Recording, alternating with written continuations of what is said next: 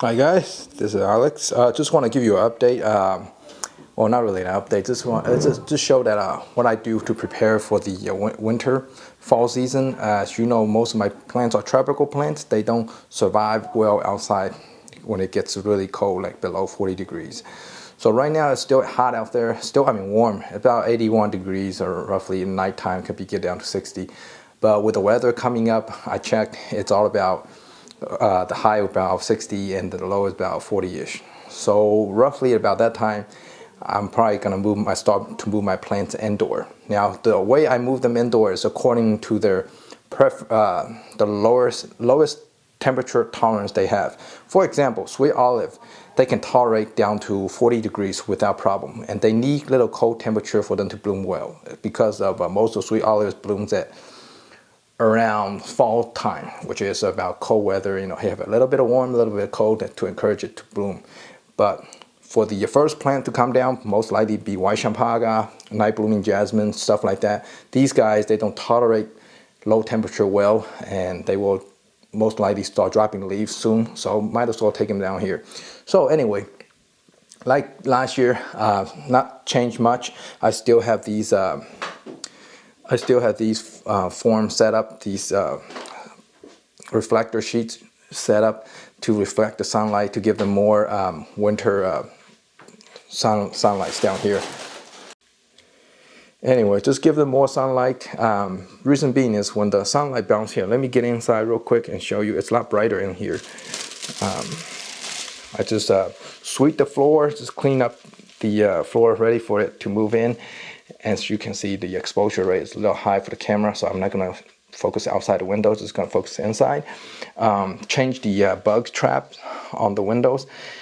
These trap that I got, it's very nice to put on the windows, and also they are better than the regular baits. Some of the other baits that you use, when you put on the against sunlight, they don't last long, like about a week or so. The solutions, the pre-mix and on the bait will get dried up and become ineffective. These guys are pretty expensive actually. Anyway, now it's better. Got the baits, these fly baits and traps set on the windows. Sometimes you have bugs coming out from the window. No matter how sealed your window is, most of you guys know already, in the basement or outside, there's somehow the bugs still get in. And also when we put the plants down here, on the winter time, sometimes plants carry the bugs from the outside, like fungus gnats and stuff, and it's normal, it's fine, and eventually they'll find the baits are very attracting. They'll stop in there and they'll get stuck in there till they die anyway. So as you can see, the reflectors are very well, I mean, it's not perfect, but it's better than nothing. And these cheap reflectors you can buy from Amazon or eBay. And they just go around. I have that one open right there so I can get in and out of there. As you see. And yeah, that's my workout bench. I no longer use, just put it there to hold my flowers and stuff. And that's just one room for this room that I made is for white champaga and jasmines. And I'll show you the next room real quick. Okay, and the next room is over here. It's right next to the big room. This one's pretty big too, and standard setup. All the reflector sheets. It's like I say, you can buy really premium reflector sheets that reflect sunlight very efficiently. But at the same time, if you buy it too good, like for example, if you use a mirror, do not use the mirror as a reflector. The mirror will bounce the sun ray and become more higher intense. It might burn the plants. Just like magnifying glass. As you can see, I've just cleaned up the table, and by the windows I set up the traps. And nothing, get these plastic trays ready. Right there, plastic trays ready to set the pots on, and in case you overwater a little bit, the water will stay on the pots on the tray instead of going down to your basement floors and stuff like that. And over here, just bunch of stands for them in case out of table, and you put it on a stand. And now this is a little project I'm gonna focus. Remember the white champaga? I told you before that I do the air layering. It wasn't really successful. I mean, the air layer was successful, but I cut it out too early and killed the. White champaga needs to have a lot of roots in order to work well on the new pot. So I did not do that. I saw little roots and I thought, hey, it's successful. Let's cut it out. And yeah, it died later. So I did a little pruning on the white champaga because it's getting too big for my basement. So all these cuttings, I decided to try them out. Usually white champaga's cutting success rate is very low.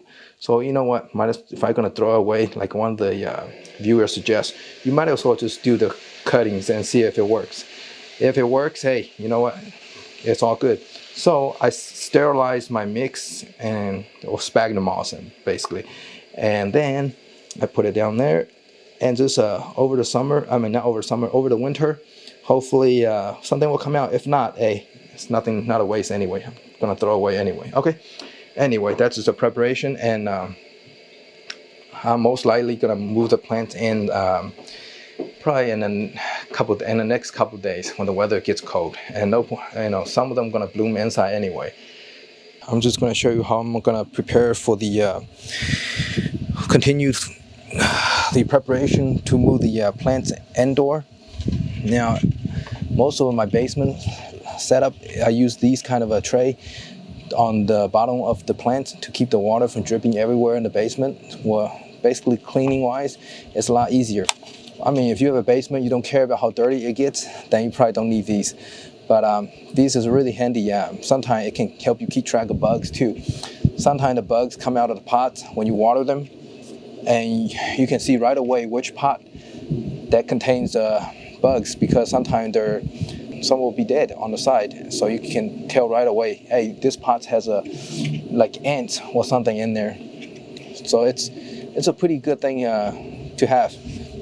And what I'm doing today right now is earlier I showed you the basement, the setup for the basement for the over the winter for these plants. Now what I'm going to do next is to show you how to clean off the side of these. Let me do a smaller one real quick. It's easier. I'm probably gonna go through them. Like for example, you see all these kind of stuff, the white stuff outside, they are really not harmful to your plants. But at the same time, why you want to do that is that you basically just keep it clean. But basically, kind of keep it clean, and also all these stuff, sometimes from the algae, sometimes from the mineral buildup. Like sometimes if you use a lot of tap water to water your plants, it will cause this kind of stuff outside. And also, since I use some of the slow release fertilizer, and in other words, synthetic fertilizer, they tend to have a little bit of salt residue. So the outside usually comes from the salt. Some of the white stuff may be from the salt contents.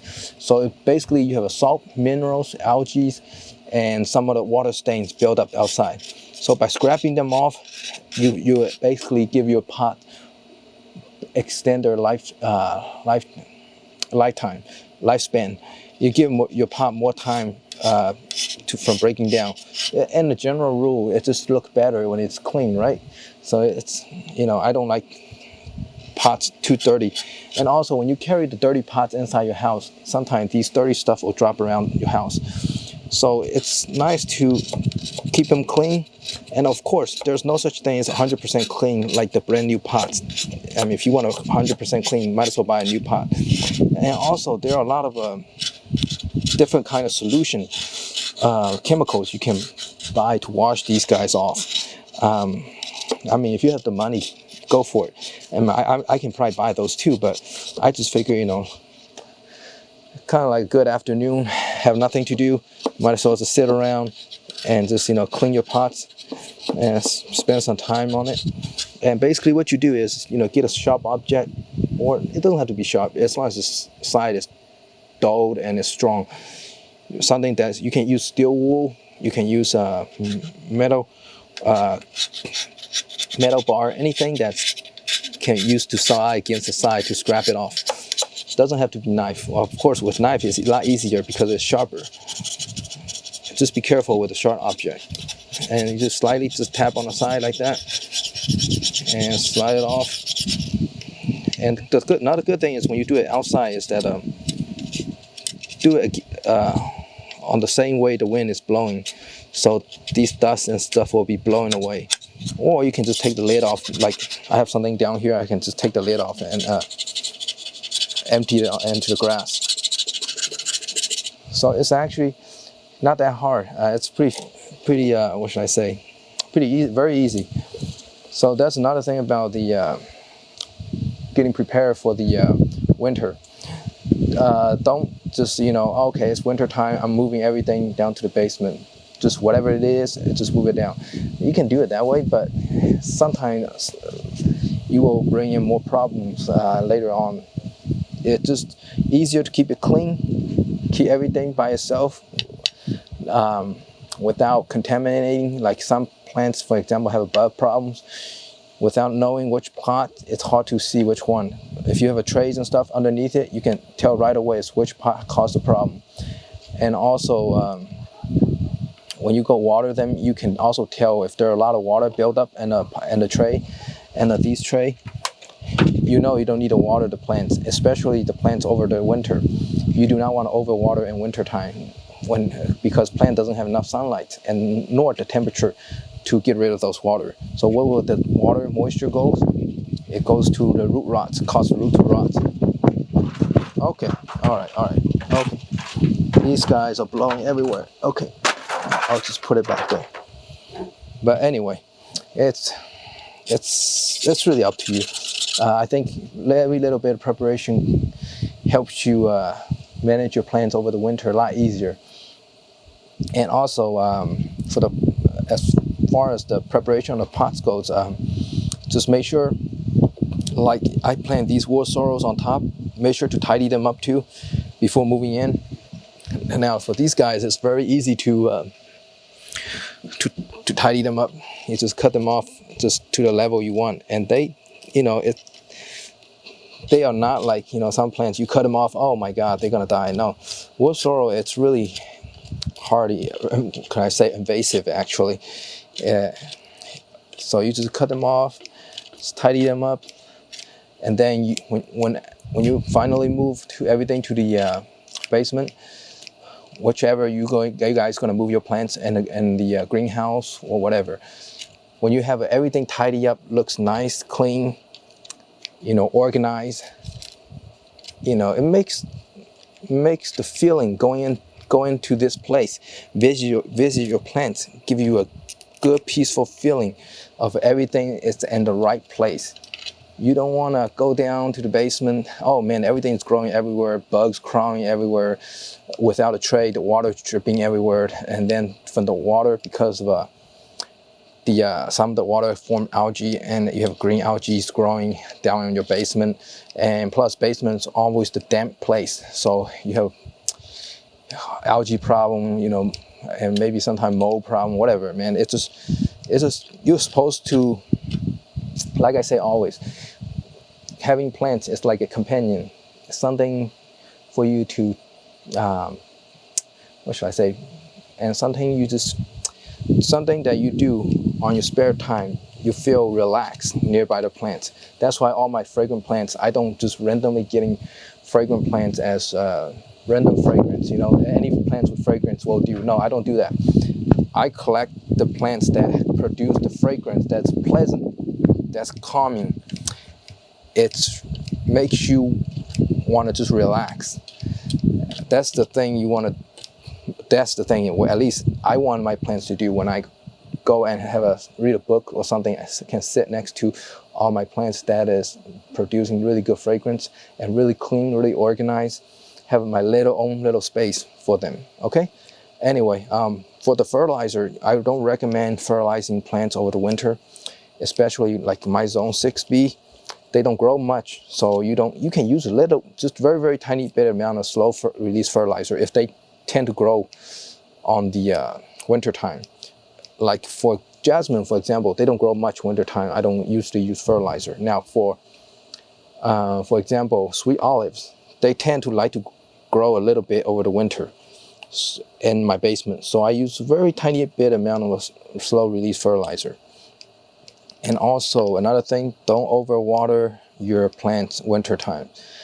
Wintertime, they are dormant most of the time, so all the extra water you water most likely to be built up in the pot. And for example, like this plot out here, it's used up water. You can touch in here and can feel it. It doesn't take that long to use up the water in my patio right now. It's still warm and a lot of sunlight, which is, since it's outside and my patio is doing very well, it's used up water pretty quickly. So about roughly about, if in this kind of hot days, I will water it every day. But in your basement will be different over the winter. You might have only to water it once a week, maybe. Just depends on how wet it is. That's why I suggest using one of these tray. So when you water them the first time, if there's a water drip outside, and next time when you try to water it again, you'll see it's still wet down here. If it's outside it's still wet, most likely the inside is still wet also. So you don't need to water it till this thing is dry up, and also you can see the surface is dry. That's how you water your plants on the winter time. All right, anyway, that's it for today. Just a small video update on how to prepare for the moving your plants back into the house indoor, okay? If you like this, please click a like, and we'll see you next time.